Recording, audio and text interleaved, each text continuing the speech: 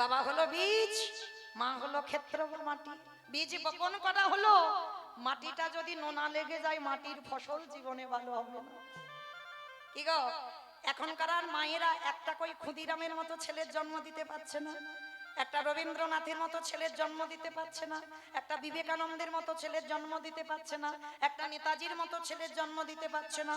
কেন পাচ্ছে না? না, মাটিটা ভালো নয়। আমা কোন মাটি গো তোমাদের এই কিন্নাহারের মাটি? কোন মাটি গো? বাহ, তাহলে কীর্তন বোঝে মা মাটি। এই মা মাটিটাকে আগে ঠিক হতে হবে, তবে তুমি তোমার সন্তানকে তৈরি করতে পারবে। শিক্ষা পাঠশালায় দেয় না, শিক্ষা গুরু দেয় না, প্রথম শিক্ষা যে যার ঘরে মায়ের কাছ থেকে পাবা। মা যদি সন্তানকে ঠিক সংস্কার দিতে পারে, আমি তো চলে যাব পৃথিবী ছেড়ে, কিন্তু সে সন্তান বড় হয়ে কোনোদিন বাবা অধার্মিক হবে না, কোনোদিন অধর্ম করবে না। এটা মায়ের বড়াই থাকবে, কারণ আমার শিক্ষা, আমার সংস্কারটা ঠিক ছিল। তাহলে আজকের এই যে প্রণাম, প্রথম হরিবাসরে দাঁড়িয়ে বাবা ও মায়েরা সবাইকে আমি বলবো, ছোট ছোট বাচ্চাদের প্রণাম করা শেখাচ্ছ তো? আরে দূর মা, নিজেরা করি না, আমার ছেলে পুলে চরম ধরি বলে যাই মা, সবার আগে প্রণাম করাটা শেখাবে। অনেক অনেক ছেলেরা আছে না, দেখেছি না, রাস্তা দিয়ে যাবে বাবা, ভগবানের দেবদেবীর মন্দির যদি দেখে একবার সুইচ টিপে দেয় প্রণাম। আমি বলছি না, আপনারা বিচার করে নেবেন। অনেকে যান রাস্তা দিয়ে যেতে গিয়ে একবার করে কপালে একটা আঙুল নিয়ে ঠেকিয়ে দেবে প্রণাম। আচ্ছা বাবা, আমি বলবো না, আপনারা বলেন এটা কি প্রণাম বলে? কিন্তু দোষটা তার নয়, দোষটা হচ্ছে তার বাবা মায়ের।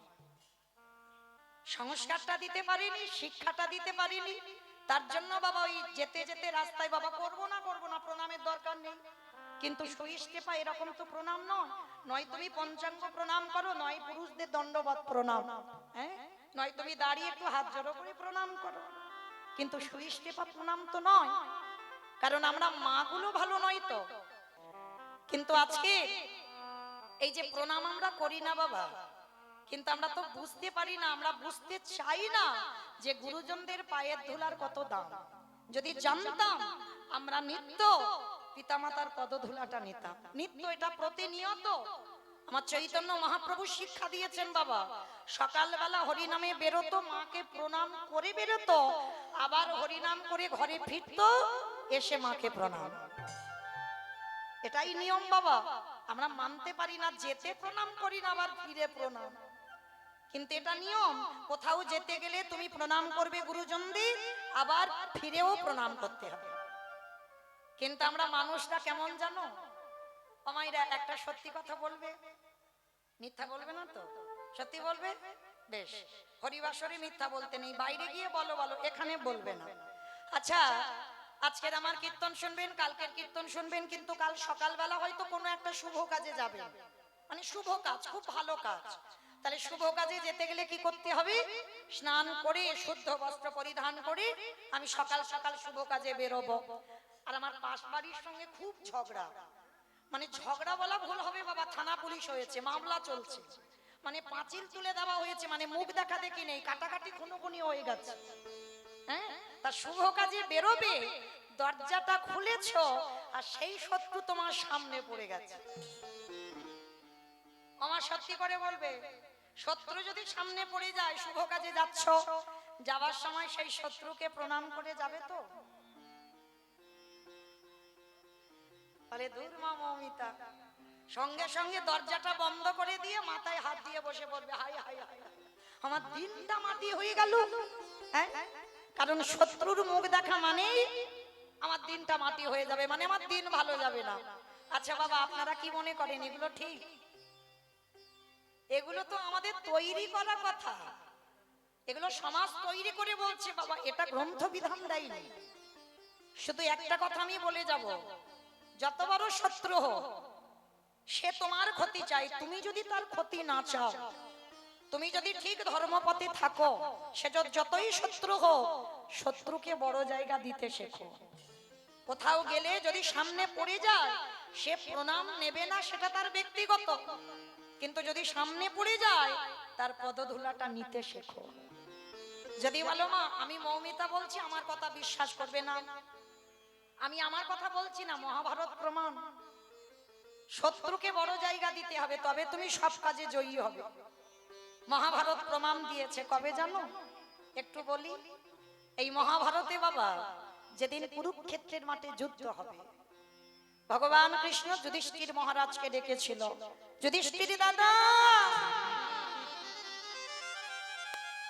ও যুধিষ্ঠির দাদা, বিলম্ব করো না, তুমি তাড়াতাড়ি রণসাজে তৈরি হও, এক্ষুনি যেতে হবে ওই ধর্মক্ষেত্রে, কুরুক্ষেত্রে। সকাল হলে ভোর হব, তাড়াতাড়ি তুমি গুছিয়ে নাও। যুধিষ্ঠির মহারাজ কৃষ্ণের কাছে করজোড় করে দাঁড়িয়েছে। কৃষ্ণ, আর একটু পরে সকাল, আর সকাল হলেই আমাকে যেতে হবে ধর্মক্ষেত্রে, কুরুক্ষেত্রে। কৃষ্ণ, একটু বিলম্ব করো ভাই, আমি একবার আমার বড় মার কাছে যেতে চাই। ওমা, এই জায়গাটা খুব মন দিয়ে শুনবেন। প্রথমেই বলেছি রামায়ণ মহাভারত সমাজ শিক্ষা, সমাজ গঠন করার জন্য এই দুটো কাব্য। তাহলে আজকে যুধিষ্ঠির মহারাজ বলছে বড় মার কাছে যাব। ভগবানই হেসে উঠেছে। কি ব্যাপার? কাল সকালে তুমি একটা যুদ্ধের মতো জায়গা যাবে, আর সেই যুদ্ধে যাওয়ার আগে সব থেকে বড় শত্রু আমার গান্ধারী, সব থেকে বড় শত্রু তো যুধিষ্ঠির। ভগবান কৃষ্ণ বলছে সেই শত্রুর কাছে তুমি কেন যেতে চাইছো? যুধিষ্ঠির মহারাজ বলছে কৃষ্ণ, আমি একবার আমার বড় মার পদধূলাটা নিতে চাই। ভগবান পর্যন্ত চমকে উঠেছে। অসম্ভব! যে বড় মা তোমার ঠাকুরের কাছে মাথা ঠুকে বলে কবে তোমরা মরবে, যে বড় মা ঠাকুরের কাছে মানত করে কবে পঞ্চ পাণ্ডব নিধন হবে, আর তুমি কিনা যুদ্ধে যাবার আগে সেই বড় মাকে প্রণাম। কৃষ্ণ, এইটা অন্য কেউ বললে আমি মানতাম, কিন্তু তোর মুখে সাজে না ভাই। আমি জানি আমার বড় মা ভালো নয়, আমি জানি আমার বড় মা ঠাকুরের কাছে মাথা ঠুকে বলে কবে আমাদের 5 জনের মৃত্যু হবে, আমি সব জানি। ভগবান বলছে তা জানো তো তাকেই প্রণাম করতে কেন যাচ্ছ? কৃষ্ণ, একবারও ভেবে দেখলে না? সে তো আমার বড় মা, আমার মায়ের থেকে বড়, আর যে আমার মায়ের থেকে বড় হয় তার পদধূলাটা না নিলে কৃষ্ণ কোনোদিন শুভ কাজে আমি জয়ী হতে পারবো না। তাই তুমি আমায় অনুমতি দাও, একবার আমি আমার বড় মার পদধূলাটা নিয়ে যাব যুদ্ধে। ভগবান বারণ করা সত্ত্বেও যুধিষ্ঠির মহারাজ যাবে। কেমন ধর্ম দেখো, কৃষ্ণের কথাও কিন্তু শুনছে না, ধর্মকে আঁকড়ে ধরে আছে।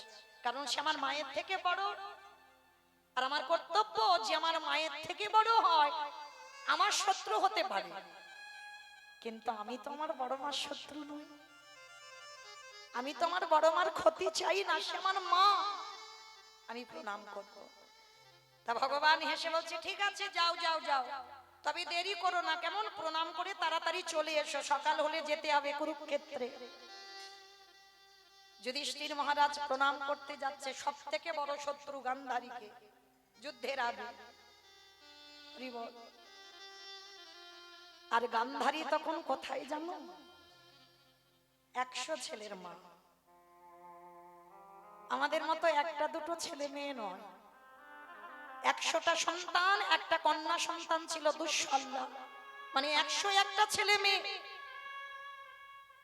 আচ্ছা মা বলেন তো, সন্তানের মঙ্গল আর অমঙ্গল প্রথমে কে বোঝে? মা।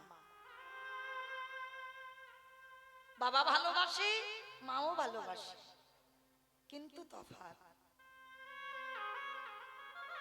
বাবা কেউ যেন রেগে যাবেন না, বাবা ভালোবাসে, মাও ভালোবাসে, কিন্তু তফাৎ। বাবাদের ভালোবাসাগুলো হলো একটু ঐশ্বর্যে, আর মায়েদের ভালোবাসাগুলো হলো একটু মাধুর্যে। দুজনের ভালোবাসা একটু 19-20 হয়। তো আজকে গান্ধারী 100 ছেলের মা,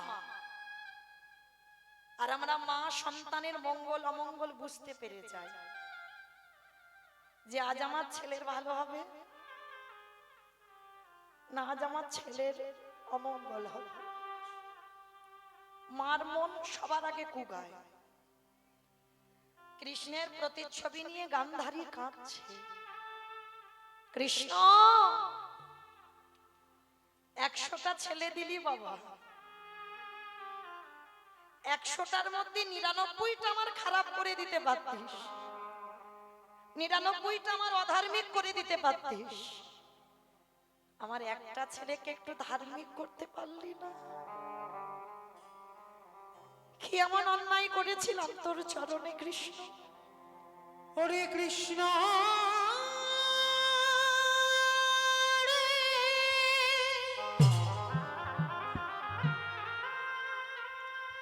একেবারে দেখা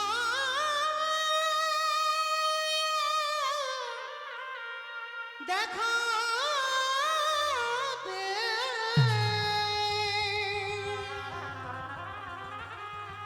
ওরে তুই নাকি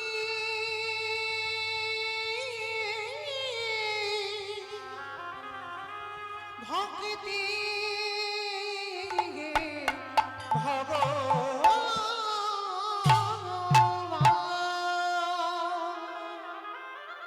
গান্ধারী মা কাঁদছে, কারণ বুঝতে পেরে গেছে যে 100টা ছেলে যুদ্ধে যাবে, ওরা কেউ ঘরে আসবে না। তবে একটা কথা মা, সন্তান জন্ম দিলেই কিন্তু মা নয়। আপনারা যদি কেউ বলেন যে আমি ছেলের মা মানেই আমি মা, না,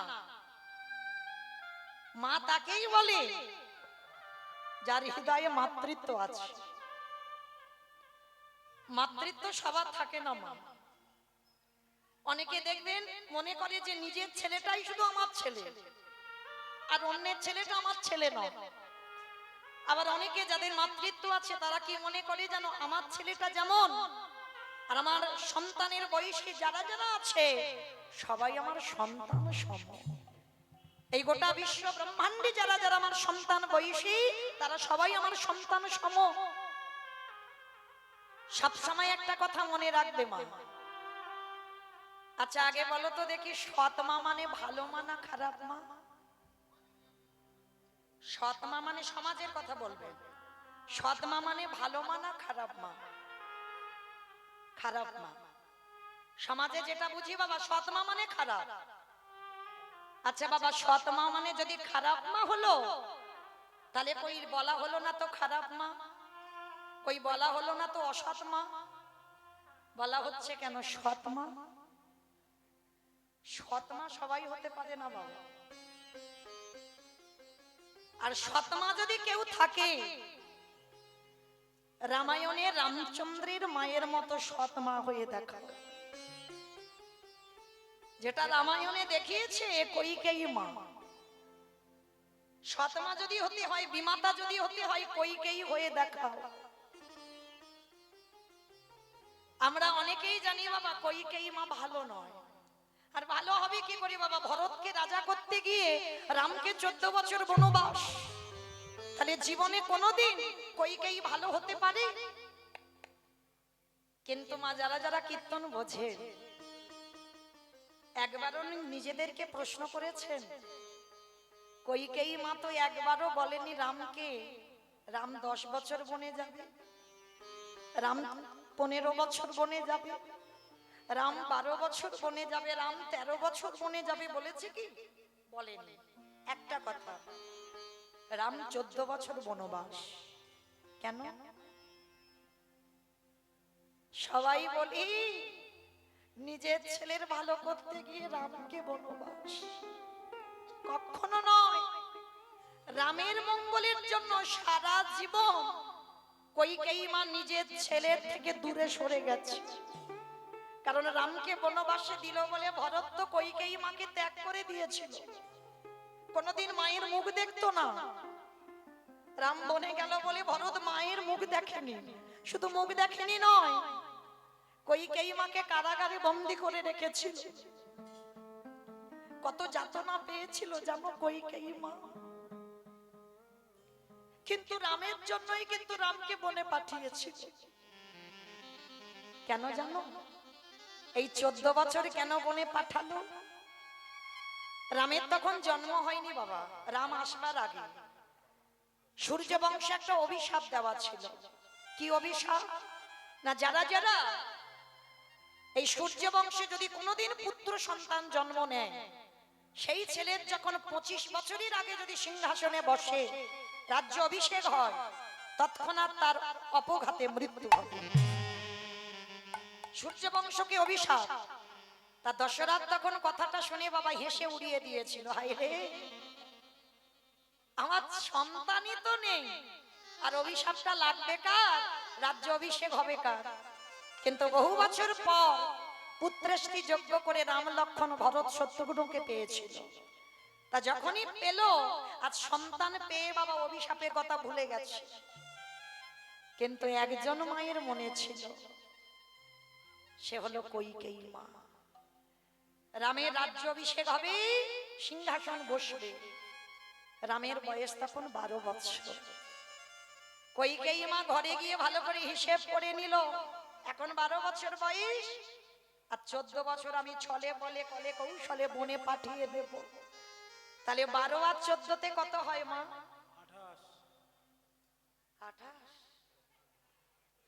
28, 26। অভিশাপ দেওয়া ছিল কি 25-এর আগে যদি সিংহাসনে পায়, তা যেই না বাবা 26 হয়ে গেল, হিসেব করে কইকেয়ী মা মনে মনে ভাবলো, যত অভিশাপ আমি মাথা পেতে নেব, মরতে যদি হয় আমার ভরত মরুক, আমার নিজের ছেলের ক্ষতি হোক, কিন্তু আমার রামের অঙ্গে যেন আচর না লাগে। কেন? আমি রামের বিমাতা।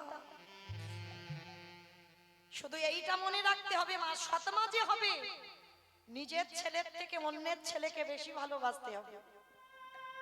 যদি 1 বছর দুর্গা পূজায় তুমি নিজের ছেলেকে জামা কাপড় নাও দাও, কিন্তু যে তোমায় সৎমা বলবে তাকে দিতে হবে।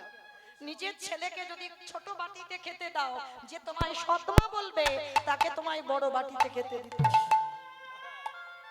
কইকেয়ী মা শিক্ষা দিল, মরতে যদি হয় আমার ভরত মরুক, কারণ রাম আর ভরত দুদিনের ছোট বড়। তাহলে রামের রাজ্য অভিষেক হবে 12 বছর, তাহলে নিশ্চয়ই ভরতও তো 12। তাহলে ভরত যদি সিংহাসনে বসে, তাহলে তো ভরতের অপঘাতে মৃত্যু হবে। কইকেয়ী মাতার কত ত্যাগ দেখো, মনে মনে ভাবতো আমার ভরত সিংহাসনে বসলেই ওর মৃত্যু হোক, কিন্তু আমার রামের যেন ক্ষতি না হয়। রাম বনে গেল, যার জন্য তো ওই রামচন্দ্র 14 বছর পরে যখন অযোধ্যায় সিংহাসন পাবে, যেদিন অযোধ্যায় পা দিল, পা দিয়ে সবার আগে ডাক দিয়েছিল, মা, মাগো। রামের মা কৌশল্যা ছুটে এসেছে, রাম, এই তো বাবা আমি তোর মা, না মা আমি তোমায় ডাকছি নে। সুমিত্রা ছোট মা এসে বলছে, রাম এই তো আমি তোর মা, না মা আমি তোমায় ডাকছি নে। তাহলে আমার কইকেয়ী মা কই? চুপ কর, একটা কথা বলবি না। যে কইকেয়ী মার জন্য অযোধ্যা অন্ধকার, যে কইকেয়ী মায়ের জন্য তুই বনবাস গেলি, যে কইকেয়ী মায়ের জন্য তোর বাবা দশরথ প্রাণ ত্যাগ করলো, যে কইকেয়ী মায়ের জন্য প্রজারা আজকে হাহাকার করে রইল, যে কইকেয়ী মায়ের জন্য আমরা বৈধব্য যন্ত্রণা পাচ্ছি, আর তুই অযোধ্যায় পা দিয়ে তোর সেই কইকেয়ী মায়ের খোঁজ। রাম একটাই কথা বলেছিল, তোমরা কেউ বুঝবে না, তোমরা কেউ বুঝবে না, শুধু একবার বলো আমার কইকেয়ী মা কই। রামের মা বলেছিল তাকে কারাগারে বন্দী করা হয়েছে। রাম পাগলের মতো ছুটে গেল কারাগারে, আর কারাগারে গিয়ে যেই না দরজাটা খুললো, কি দেখেছিল জানো? ভরত তো কোনোদিন ওই মায়ের মুখ দেখতো না। রামের প্রতিচ্ছবিটা কইকেয়ী বুকে জড়িয়ে ধরে কাঁদে আর বলে, রাম অন্তত দেহ থেকে প্রাণটা যাবার আগে একবার দর্শন দিস বাবা, একবার দর্শন দিস। ওরে রাম রে,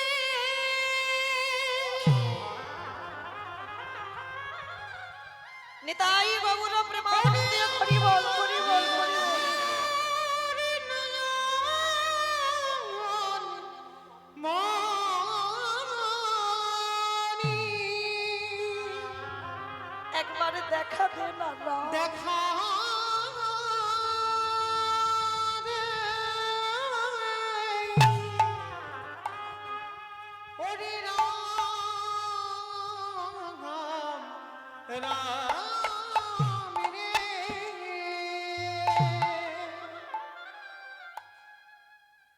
কইকেই মা চোখে দেখতে পায় না গো, রামের জন্য কেঁদে কেঁদে 14 বছর অন্ধ। দেখবেন বাবা, কোন ব্যক্তি যদি নিত্য কাঁদে, বেশি দিন ভালো করে চোখে আর দেখতে পাবে না। চোখের জল তো নোনা জল গো, একই জায়গা থেকে গড়াতে গড়াতে কইকেই মা চোখে দেখতে পায় না। কাঁদে আরে বলে খোকারে, একেবারে দেহ থেকে প্রাণটা যাবার আগে তুই দেখা দিস খোকা। কইকেই মা কাঁদছে। রামচন্দ্র যেই না দেখেছে কইকেই মায়ের ওই দশা, রামচন্দ্র দরজা থেকে ছুটে গিয়ে একেবারে মায়ের চরণে আছাড় খেয়ে পড়েছে।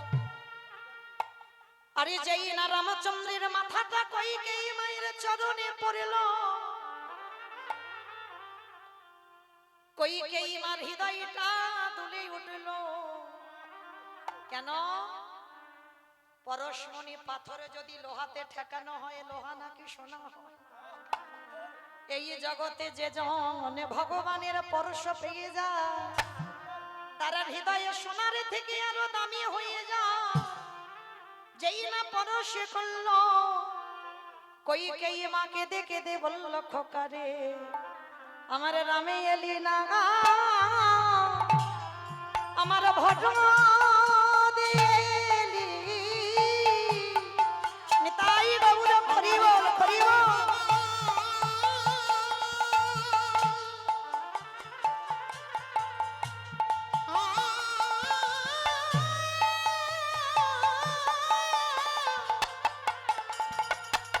আমার কপালে ভাঙা নয়ন মনি, আমার রামে এলি না ভরতেলি। রামচন্দ্র মাকে হৃদয়ে ধরে বলল, মা গো, আমি তোমার ভরত নই, আমি তোমার হলাম রঘুপতি রামচন্দ্র। রাম এসেছিস, তোর কাছে আমার একটাই নিবেদন। রাম, একটা জিনিস চাইবো, দিবি বাবা? বলো মা, তুমি কি চাও? 14 বছর তুমি কাউকে কিছু বলনি, সত্যি কথা। সারা জীবন তুমি জগতের কাছে খারাপ মা হয়ে গেলে, তুমি কারোর কাছে সত্যিটা বলতে পারলে না যে আমার মঙ্গলের জন্য তুমি আমাকে বনে পাঠিয়েছো। বলো মা, তুমি কি চাও? খোকা, তোর কাছে আমার একটা নিবেদন, ক্ষণকালের জন্য, ক্ষণ সময়ের জন্য আমার দৃষ্টি শক্তি একটু ফিরাইয়ে দে। রাম বললেন, মা তুমি পৃথিবীর আলো দেখবি, ওই জন্য? বলে, না রে খোকা, যে রূপে তোকে 14 বছর আগে পাঠাইয়েছিলাম, তোর জন্য কেঁদে কেঁদে আমার দৃষ্টি হারায়ে বসে আছি। একেবারে তোকে দর্শন করতে চাই। যেই না রামচন্দ্র করুণার হাত বুলাইয়ে দিল, কইকেই মায়ের দৃষ্টি ফিরে এলো। সাক্ষাতে আর রামকে দেখতে পেল না, দেখলো শঙ্খ চক্র গদা পদ্মধারী দাঁড়াই আছে। নিতাই গৌর হরি বল হরি বল। ওই রূপ দর্শন করে কইকেই মা বলল, দয়াময়, আমি ঠিক বুঝেছিলাম তুমি হলে ভগবান। সাক্ষাতে দেখলো শঙ্খ চক্র গদা পদ্মধারী চতুর্ভুজ নারায়ণ, একদিকে রাম একদিকে নারায়ণ দাঁড়িয়ে আছে। চোখের সামনে দুটো এক হয়ে গেল। কইকেয়ী মা বলল, খোকা আর একটা জিনিস চাইবো দিবি? রাম বলল, আবার? ঠিক আছে বলো মা তুমি কি চাও? খোকা আর একটা জিনিস দে, দে দে আমায় অন্ধ করে দে। নিতাই গৌর হরি বল, হরি বল। আর তো নয়ন চাহি না বাবা, দে দে অন্ধ করে দে রে। ও মা, তুমি তো সবে চোখ চাইলে, চোখ দিলাম, দৃষ্টি দিলাম, আবার বলছো অন্ধ হবে কেন? ওরে খোকা রে, এই পাপে নয়নে যেই একেবারে ভগবান দেখে ফেলে, তারে যে জগতে আর কিছু দেখতে ভালো লাগে না। তাই আমি আর এই নয়নে জগতে কিছু দেখতে চাই না। যে নয়নে একেবারে তোকে দেখে ফেললাম, এই দেহতে যতদিন প্রাণ থাকবে, এই নয়নে ওই রূপ দেখে যেন আমি প্রাণ হারাতে পারি। ভগবানে হেসে বলল, মা গো, আমি কথা দিলাম এর পরের জন্মে তোমার গর্ভেই আসবো। ভালো করে বুঝবে, কাঁদার প্রতিদান দেয়নি রামচন্দ্র। এর পরের জন্মে আমি তোমার গর্ভে আসবো, তুমি হবে আমার দেবকী মা, আর আমি রামচন্দ্র হব ব্রজেন্দ্র নন্দন কৃষ্ণ। তবে একটা কথা, আমি কংসের কারাগারে আসবো বটে, কিন্তু স্তন দুগ্ধ পান করব না।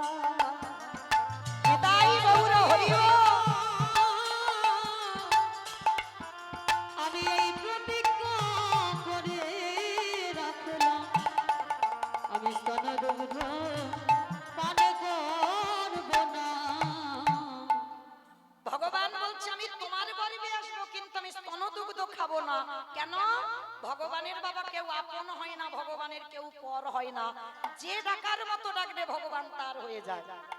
প্রমাণ দেখেন, বলছে তোমার গর্ভে আমি যাব, কিন্তু স্তন দুগ্ধ খাবো না। কেন? কৌশল্যা তো বলে রেখেছে রামকে। যখন কইকেয়ী বনমাঝে দিল রামকে, তখন কৌশল্যা বলেছিল, রাম এর পরের জন্মে তোর বিমাতারই গর্ভে আসবি, কিন্তু কথা দে কোনোদিন স্তন দুগ্ধ পান করবি না। সেদিন কৌশল্যা মাকে আশীর্বাদটা দেওয়া আছে, তাই তো বলল আমি আসবো কিন্তু স্তন দুগ্ধ পান করব না।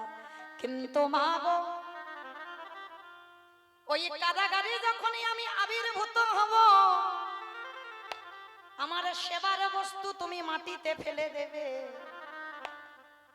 কইকেয়ী মা যখন দেবকী হয়ে এলো না, আপনারা আমরা জানি মা যারা মা হয়েছে, সন্তান জন্ম দেবার পর সন্তানকে স্তনদুগ্ধ পান করাতে হয়। আর যদি পান করাতে না পারো, তার অসহ্য যন্ত্রণা, এত যন্ত্রণা সহ্য করা যায় না, মৃত্যুর মতো যন্ত্রণা। আর দেবকী মা যখন কৃষ্ণকে বসুদেব নিয়ে চলে গেল নন্দালয়ে, তখনই ওই কারাগারে নিজের স্তন মর্দন করে দুগ্ধগুলো মাটিতে ফেলেছিল। আজকের ভগবান বলছে, মাগো আমার সেবার বস্তু তুমি মাটিতে ফেলেছো, আমি কথা দিলাম মা, আগত কলিযুগে যেদিন গৌর হয়ে নদিয়ায় যাব, সোনার থালাতে নয়, রূপোরে থালাতে নয়, তামার থালাতে নয়, স্টিলের থালাতে নয়, শাল পাতাতেও নয়, কথা দিলাম মা, আমার সেবার বস্তু কংসের কারাগারে যখন মাটিতে দিলে, ওই মাটির পাত্রে সেবা করব। হরি বল।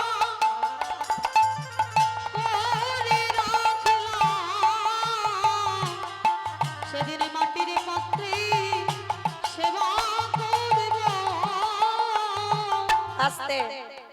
আর যার জন্য আপনারা জানেন কলিযুগে আমার চৈতন্য মহাপ্রভুকে ভোগ দেওয়া হয় মাটির মালসাতে করে। আর মাটির শুধু মালসা নয়, সেই সুদামার চোখের জলে চিড়ে ভিজা। যদি কলিযুগে একজন ভক্ত চিড়ে প্রসাদে ভিজায়ে ভগবানের চরণে নিবেদন করে, ভগবান বললেন আমি শুধু এই জন্মে নয়, জন্মে জন্ম তার হয়ে যায় উলুধ্বনি। এজন্য প্রেমে দিয়ে এমন প্রেমে দিয়ে নিবেদন করে জনম জনম তারে হয়ে যায়। আস্তে তাহলে মায়েরা এবার বলো তো দেখি কোথায় ছিলাম আমরা? ভুলে গেছো? আমি যাবে জানি তো। ছিলাম গান্ধারীর কাছে। সেই যে 100 ছেলের কৃষ্ণের ছবি ধরে কাঁদছিল, যুধিষ্ঠির প্রণাম করতে করবে বলে গেল। কি মা মনে পড়ছে? তাহলে আমি এত কথা বলবো, একটু মনে করিয়ে দিতে হবে তো। এটাই হলো তত্ত্ব বাবা, বলতে বলতে না ফুরাবে না। মানে ও কোথা থেকে কোথায় চলে যাবে সারা রাতে তুমি ফুরাতে পারবে না। সারা রাত যদি গাওয়া যায় শেষ করতে পারবে না। শাস্ত্র হচ্ছে এটাই। তাহলে মা চলেন, যুধিষ্ঠির মহারাজ প্রণাম করতে গেল, গান্ধারী দরজাটা খুলেছে। আর গান্ধারী দরজাটা খুলে দেখে না শত্রু। কি চাস? কেন এসেছিস? বড় মা, কালকে সকালবেলা তো যুদ্ধে যাব, একবার একটা জিনিস চাইবো, তুমি দেবে? আমি আমার কাছে কি আছে তোকে দেওয়ার মতো আছে? বড় মা, তুমি ছাড়া তো কেউ দিতে পারবে না, বলো না দেবে আমায়?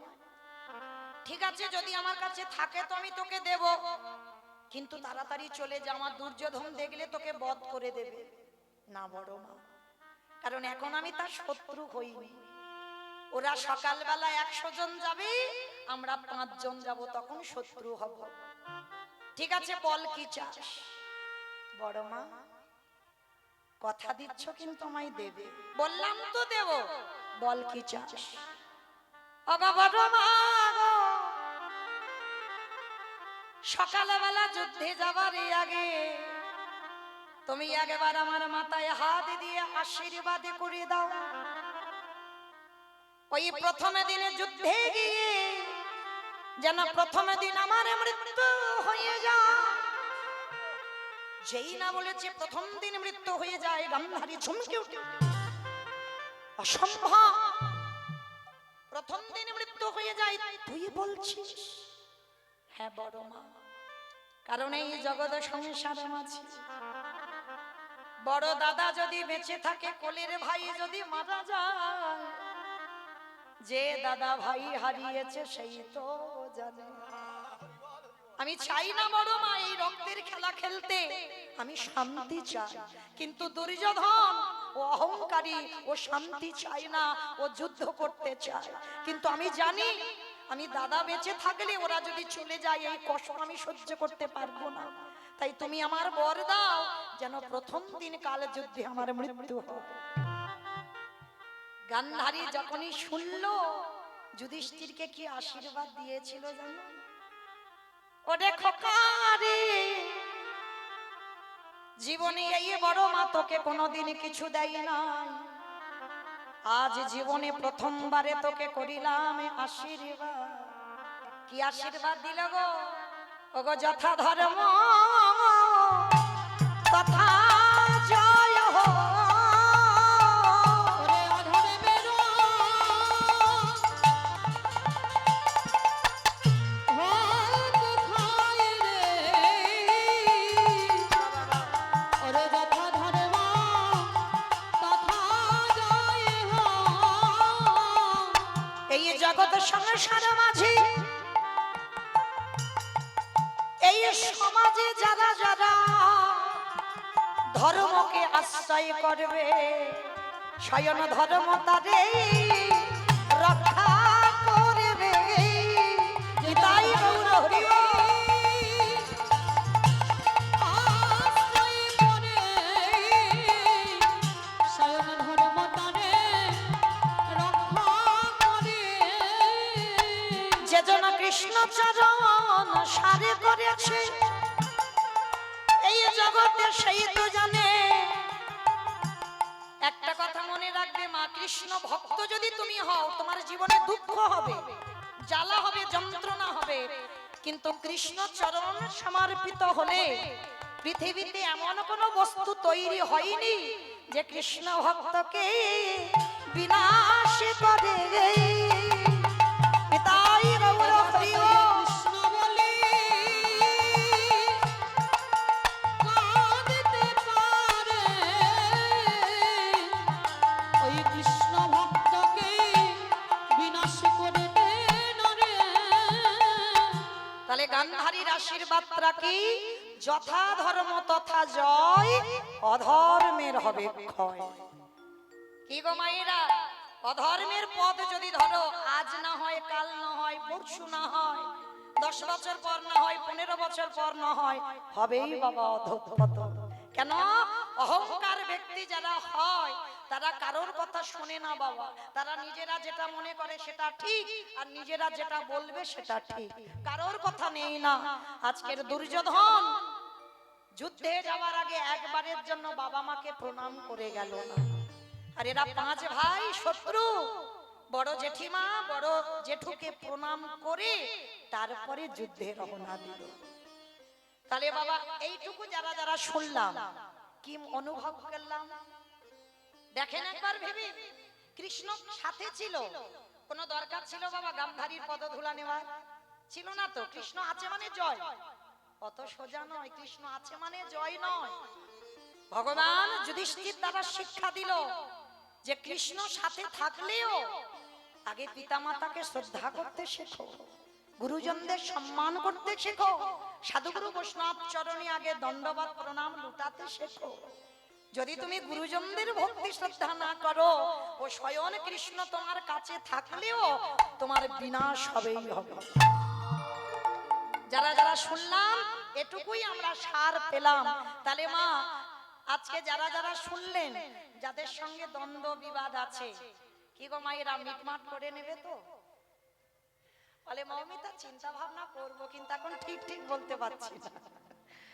যারা শাস্ত্র জ্ঞানী হবে তাদের কোনোদিন শত্রু থাকে না বাবা। কেমন সবাই, কারণ ওরা ক্ষতি করবে, আমি তো ক্ষতি চাই না, আমি কারোর ক্ষতি করব না, আমার জন্য যেন কারোর ক্ষতি না হয়। কেমন? তাই তো চৈতন্য মহাপ্রভু নবদ্বীপের মাটিতে দাঁড়িয়ে ভক্ত পদধূলা গায়ে মারছে, জগৎকে শেখালো তোরাও মা কেহ বলে পুরবেতে রাবণ বধিলা। বলে পুরবেতে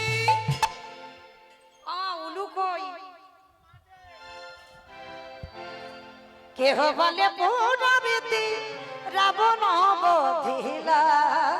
বলে পুরবেতে আমার গোনামি উলুধ্বনি মা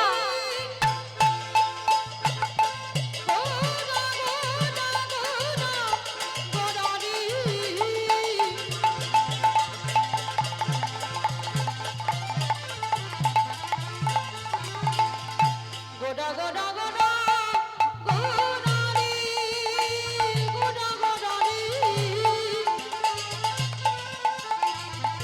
ওই নদী আর চাঁদ গোডা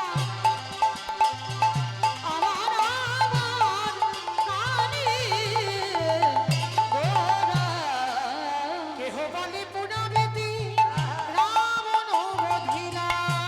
অমাইরা প্রত্যেকে যারা দাঁড়িয়ে আছেন, যারা বসে আছেন, আমি কীর্তনী আমার সম্প্রদায় 80 লক্ষ বার আমাদের জন্ম হয়ে গেছে, এইটা ভুলে যেও না মা। 80 লক্ষ বার পোকামাকড় হলাম, গাছপালা হলাম, কীট পতঙ্গ হলাম, নদ নদী হলাম, সব হয়ে গেছে।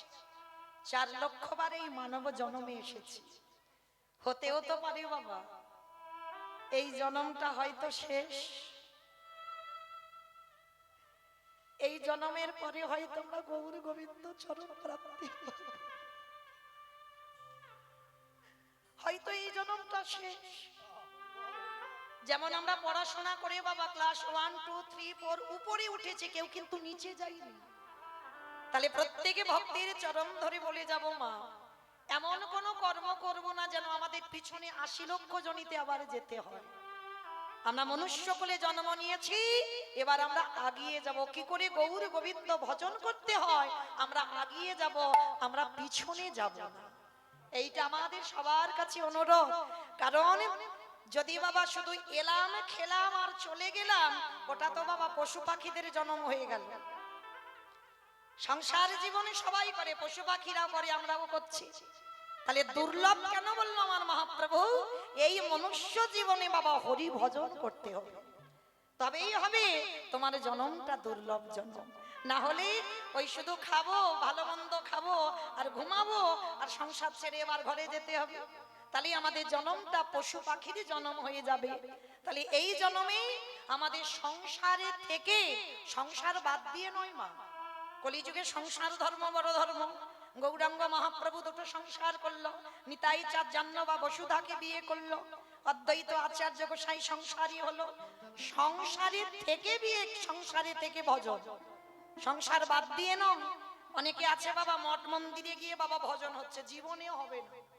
আমি হরিবাসরে বলে যাচ্ছি, জীবনেও হবে না। কেন? তুমি সংসার ত্যাগ করেছো, তুমি তোমার ধর্ম ত্যাগ করেছো। তুমি মনুষ্য জীবনে এসে তোমার কর্তব্য, তুমি তোমার পিতামাতাকে সেবা করবে, তোমার পরিবারে যারা আছে তাদের কর্তব্য পালন করবে, পালন করে তুমি হরিভজন করবে। যার জন্য বাবা দেবর্ষি নারদ কলিযুগে হলো শ্রীবাস পণ্ডিত। শ্রীবাস হয়ে সংসার করলো, মালিনীকে বিবাহ করে কৃষ্ণদাস নামে একটা সন্তান হলো। তাহলে সংসারে থেকে শ্রীবাস ভজন করেছে। তাহলে কলিযুগে সংসার ধর্ম বড় ধর্ম, সংসারে থেকে মা ভজন করতে হবে। তাহলে চলেন আজকের আমরা সবাই গুরুচরণ আশ্রয় করে আজকের আমরা বসলাম ভগবানের লীলা কীর্তন শুনবো। শুধু একটা কথা মনে রাখবে মা, এখানে নারী পুরুষের ভেদাভেদ নয়। এখানে যারাই আছে আমরা সবাই প্রকৃতি। পুরুষ একজন, যিনি হলেন অনাদি রাধি গোবিন্দ, উনি হচ্ছেন আদি পুরুষ। আর যারা আছে সবাই নারী জাতি। যদি বলেন এটা মৌমিতা বলছে না, আমার কথা নয়।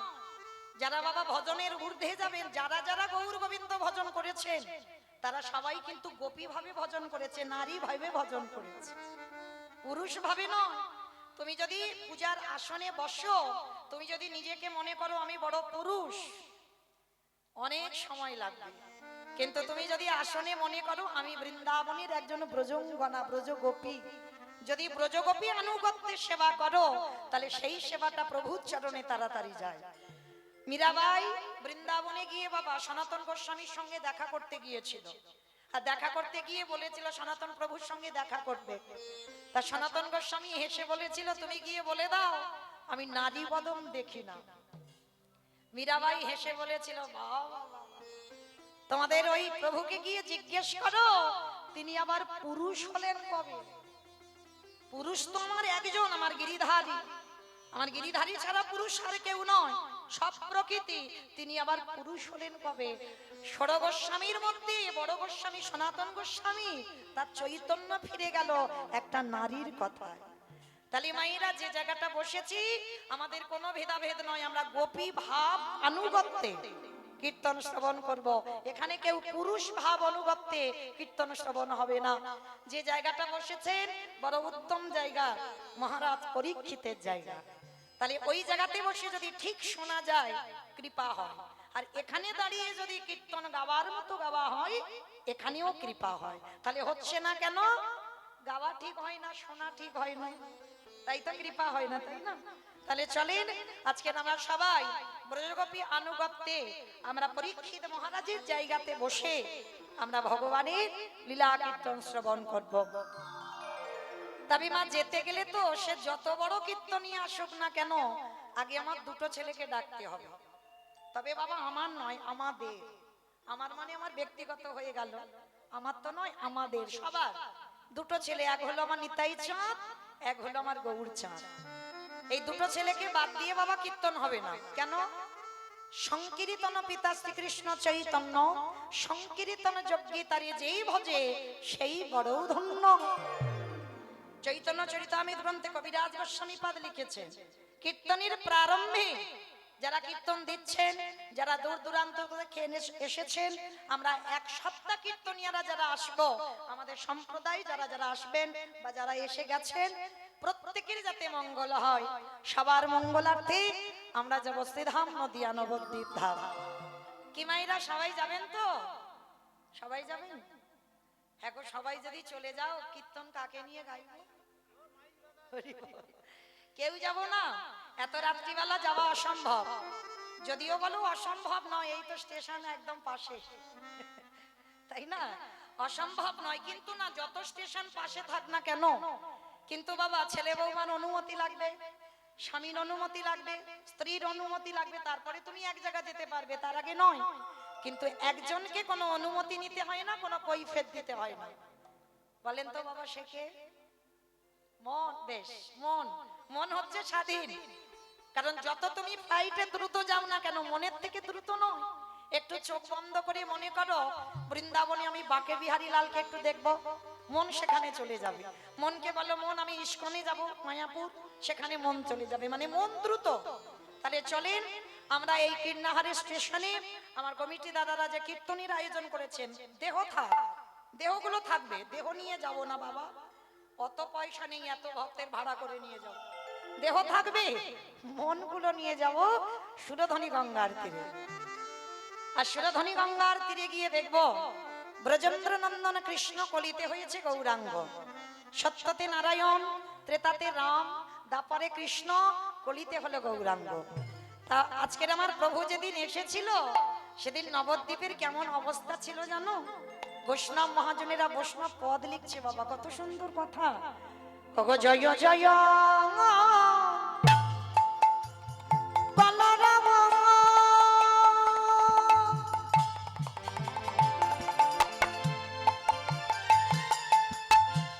ওই নদিয়া গরে ওগো জয় জয়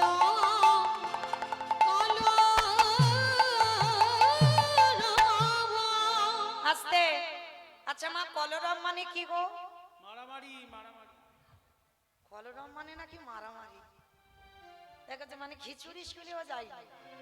কলরব মানে কি? হ্যাঁ, চিৎকার চেঁচামেচি গন্ডগোল হইচই, সেটাকে বৈষ্ণব পদাবলিতে বলছে কলরব। তো মহাপ্রভু যেদিন এলেন সেদিন নাকি একটা গন্ডগোল হলো। কিন্তু মা কই, যেখানে হয় হরিনাম সেটাই তো নবদ্বীপ ধাম। এটা কীর্ণাহার নয়, এটা নবদ্বীপ। এখন মনে করো নবদ্বীপ স্টেশন কেন? এখানে এই যে ভক্ত পদধূলা, সাধুগুরু বৈষ্ণবদের পদধূলা, এখানে খোল করতালের ধ্বনি, এখানে তুলসী বৃক্ষ বর্তমান। তাহলে এটা সাধারণ জায়গা নয়, এটা নবদ্বীপ, এটাই বৃন্দাবন। তাহলে এই নবদ্বীপে আমার প্রভুর আগমন। কি গো মাইরা, আমার কমিটি দাদা ভাইরা এত সুন্দর মূর্তি গঠন করেছে দেখেন। তাহলে এটাই নবদ্বীপ। দেখে মনে হচ্ছে না বাবা ইস্কনের মধ্যে যে আমার পঞ্চতত্ত্ব দর্শন করি, সেরকম মনে হচ্ছে না? তাহলে মনে করো নবদ্বীপ। তাহলে নবদ্বীপে বসে যে গন্ডগোলটা হবে সেটা তো সংসারের জন্য নয়। একটা কিচিরমিচির আওয়াজ হয় দেখেন, গুনগুন একটা আওয়াজ হচ্ছে, কিন্তু সেটা নিজেদের ব্যক্তিগত একটু বসাবসির জন্য, অনেকদিন পরে এক জায়গা দেখা হয়েছে এর জন্য, বন্ধু বান্ধব এক জায়গা হয়েছে এর জন্য।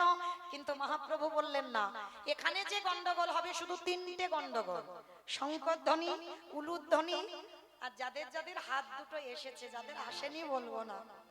কিমা সবার হাত আছে তো? যাদের আছে একবার দেখিয়ে দেন। নিতাই গৌর প্রেমানন্দে হরি বল। হরি বল। ও মাইরা, আমাকে দেখাতে বলিনি, ওই যে পিছনে না সবাই হাত দুটো তুলে আছে ওদেরকে দেখাতে বললাম।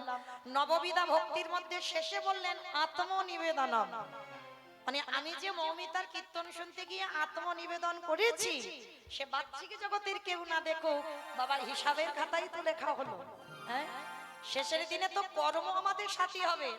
কতদিন সাধু সঙ্গ করলাম, কতদিন ভক্ত সঙ্গ করলাম, কতদিন আমি একাদশী করলাম, কতদিন আমি হিন্দু ধর্মের মানুষ হয়ে আমার হিন্দুত্বটাকে বজায় রাখতে জানলাম, আমি সনাতনী হয়ে আমার সনাতন ধর্মটাকে বজায় রাখতে জানলাম। নিতাই গৌর প্রেমানন্দে হরি বল।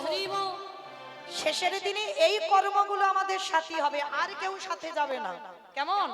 কারণ মনে রাখতে হবে বাবা, আমরা হিন্দু হয়ে আমাদের ধর্মটাকে বজায় রাখার কর্তব্য শুধু আমাদের, আর কারণ নয়। তাহলে কই মায়েরা একটু উলুধ্বনি দাও দেখি একবার। অগ জয় জয় কলরব আমার গনারি গোনা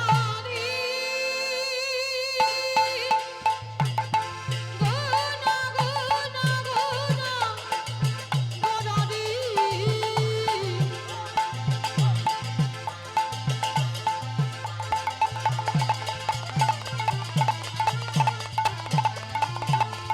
গোনা গোনা গোনা গোনা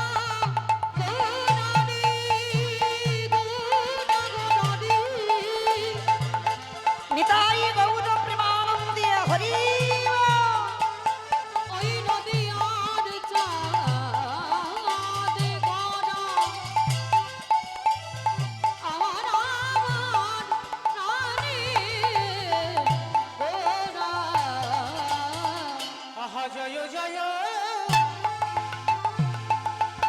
কলা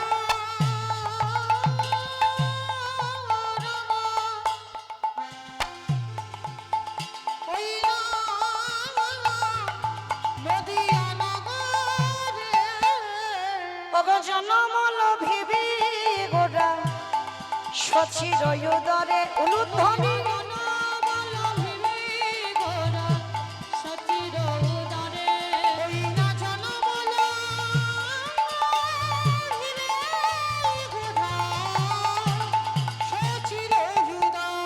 আমার নদিয়াতে গো খোদায় খালা উলুধ্বনি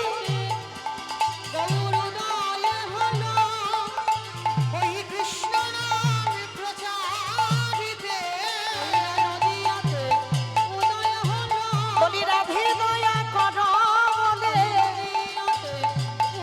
মুখে জয় রাধে শ্রী রাধে বলে নিতাই গৌর হরি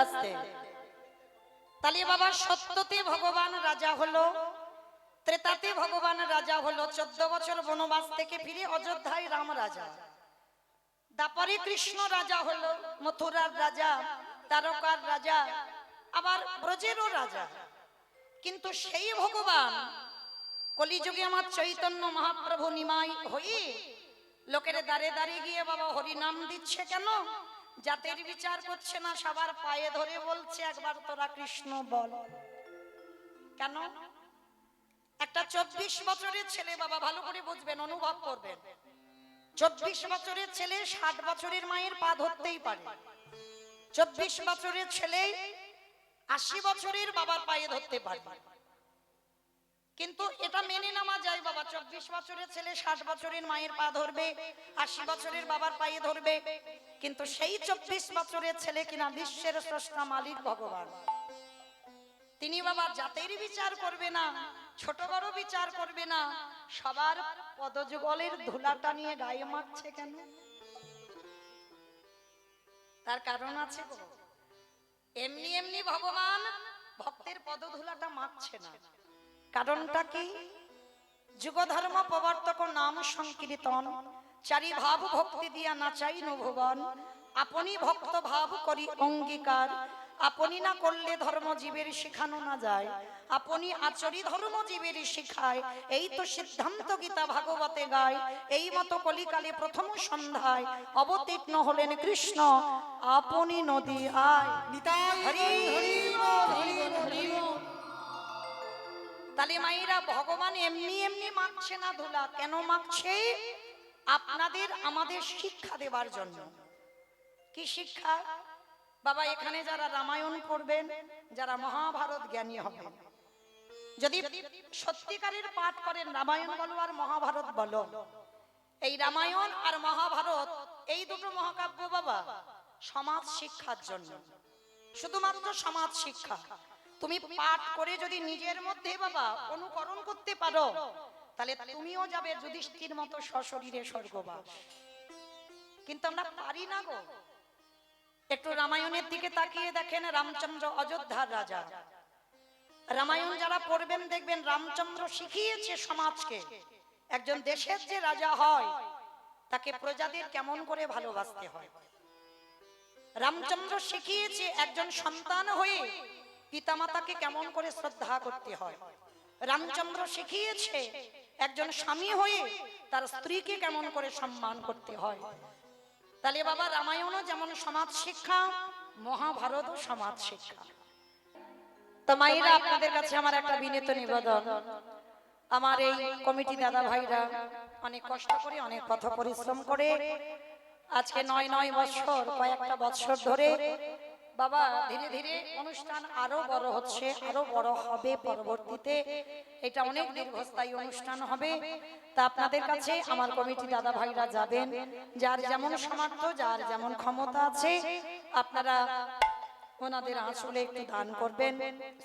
কারণ আমার আছে বলে আমি কীর্তন করাবো হবে না বাবা, আগে লোকে দাঁড়ে দাঁড়িয়ে গিয়ে মাধুকরী করতে হবে। আর সেই মাধুকরীর বস্তু নিয়ে না আমার গোবিন্দ সেবার কাজে লাগালে সে বস্তু কোনোদিন সেবায় লাগে না। আর সবাই মনে রাখবেন মা, টাকা জমাতে গেলে নমিনও লাগে, কিন্তু এখানে কোনো নমিনও লাগবে না। যদি কিঞ্চিত দাও সেটা তোমার ডবলের ডবল হয়ে একদিন ফিরে আসবে। তবে যারা দেবেন নিঃস্বার্থ ভাবে, কোন চাওয়া পাওয়ার বিষয়ে চেয়ে কোনোদিন দেবেন না। আর যারা যারা দেবেন মা, ওই যেন ঝনঝন আওয়াজটা যেন না হয়, এইটা একটু দেখে দিও। ওই ঝনঝন আওয়াজটা না হলে একটা কেমন মতো না। তো চলেন দান দেন আর এদিকে ধ্যানটা রাখেন, কেমন? একবার প্রেম সে বলেন গৌর সুন্দরী কি, নবদ্বীপ ধাম কি, সচির নন্দন কি, বিষ্ণু প্রিয়া কি, নিতাই চাঁদ কি, ভক্ত বৃন্দ কি, হরিবাসর ধাম কি, সাধু গুরু বৈষ্ণব কি, আপন আপন গুরু চরণ কি, ধ্বনিটা হলো কি। ও মা, এটাও জয়। একটু প্রেম সে জয় দিতে হবে। এত জোরে জয় দাও, কত দূর যাবে জানো? ফুটি সাঁকো চলে যাবে। আমার ফুটি সাঁকো যাবে, যাবে বাবা, যাক না যাক মাথা তো নেড়েছে, তেই হবে। আচ্ছা বেশ, চলেন এবার আমরা বিষয়ে যাব। এতক্ষণ আশ্রয়ে ছিলাম, এবার বিষয়ে যাব। তবে আমার ইচ্ছাতে নয়, যারা আমাকে নিমন্ত্রিত করে এনেছেন তাদের ইচ্ছা, তাদের আদেশ শিরোধার্য করে আজকে লীলা আস্বাদন হবে ভক্ত প্রহ্লাদ। আজকের লীলার আমার উপরে লীলার যে দায়িত্ব দেওয়া হয়েছে, আমাকে আস্বাদন করতে বললেন ভক্ত প্রহ্লাদ। তো চলেন আজকের এই ভক্ত প্রহ্লাদ আস্বাদনের আগে বাবা আমরা তো বিষয়ে যাব। কি গো মাইরা, একটা ভজন গাইতে গাইতে যাওয়া হবে? একটা ভজন হোক, বেশ। চলো, যদি কেউ ঘুম টুম পেয়ে যায় একটু ছেড়ে যাবে, কেমন? অনেকক্ষণ আমি একা বক বক করলাম, হ্যাঁ, একটু ঘুম, যদি কেউ ঘুমিয়ে পড়ে একটু ঠেলা দিয়ে তুলে দিও। তো চলো একটা ভজন গাইতে গাইতে যাই। তবে আমি আর আমার সম্প্রদায় নয়, সবাই যাব। ওই একটু উলুধ্বনি তোলো। বৃন্দাবন ধামে অপার, জপি যারা রাধে রাধে, ও রাধে অলি মেরি সরকার, জপি যারা রাধে রাধে। বৃন্দাবন ধাম অপার, জপে যারা রাধে রাধে, রাধে অলি মেরি সরকার, জপে যারা রাধে রাধে। বৃন্দাবন ধামে অপার, জপে যারা রাধে রাধে, রাধে অলি মেরি সরকার, জপে যারা রাধে রাধে, রাধে অলি মেরি সরকার, জপে যারা রাধে রাধে, জপে যারা রাধে রাধে, ভাজে যারা রাধে রাধে, জপে যারা রাধে রাধে, ভাজে যারা রাধে রাধে, জপে যারা রাধে রাধে, ভাজে যারা রাধে রাধে, জপে যারা রাধে রাধে, ভাজে যারা রাধে রাধে। ও ভাইরা, আমি আর আমার সম্প্রদায় যাব, আপনারা যাবেন না? যাবেন না? যাবেন? যারা যারা যাবেন আর একবার এই কান মুলে বলছি, মা কালীর দিব্যি আর বলবো না। যাওয়ার আগে দেখি সবাই একবার হাত দুটো আমার সঙ্গে তোলেন। সবাই যাদের যাদের আছে তোলে। মামা সব ধসে যাচ্ছে কেন? এই ধসে গেলে হবে না, তোলেন দেখি সবাই। আমার দাদা ভাই, বাবা ঠাকুর ভাইরা যারা আছেন সবাই একবার আত্মনিবেদন। যারা ইউটিউব করছো ওপারে ঘোরাও, সবাই একসঙ্গে তালে তালি করো, তালি কেমন? ওপারে ঘোরাও। আমাইরা শুধু আমি একা নয়, আমার সঙ্গে সঙ্গে আপনাদেরও তো মোবাইলে দেখতে পাবে কার হাত উঠেছিল আর কার হাত ওঠেনি, কেমন? কারণ এই কিন্নাহার স্টেশনের এখানের কীর্তন দুদিন পরেই মোবাইলে দেখতে পাবে, তখন বুঝবে। কই তলো দেখি সবাই একসঙ্গে তালে তালে করো তালি। तो वृंदावन में आया राधा राम रमायो, वृंदावन में आया राधा नाम लगालो, वृंदावन में आया राधा नाम लगालो, वृंदावन में आया राधा नाम लगालो, तेरे जीवन की धिका जब जा राधे राधे, राधे अलवेली सरकार जपे जा राधे राधे, जय जय राधे राधे, ओ राधे राधे, राधे राधे। আমা বলছো সব মনে মনে বলছো, কই আওয়াজ হচ্ছে না তো, কই দেখি আমি বলবো আর আপনারা দোয়ারি করবেন সবাই। জয় জয় রাধে রাধে, রাধে রাধে। হাই ভগবান, আওয়াজই নেই। राधे राधे, राधे राधे। वृंदावन में, गोवर्धन में, निधोवन में, तालेवन में, तमलवन में, ऊंचा गांव में, बरसाना में, राधा कुंड में, श्याम कुंड में, हरिद्वार में। प्रेम से बोलो, भाव से बोलो, जोर से बोलो,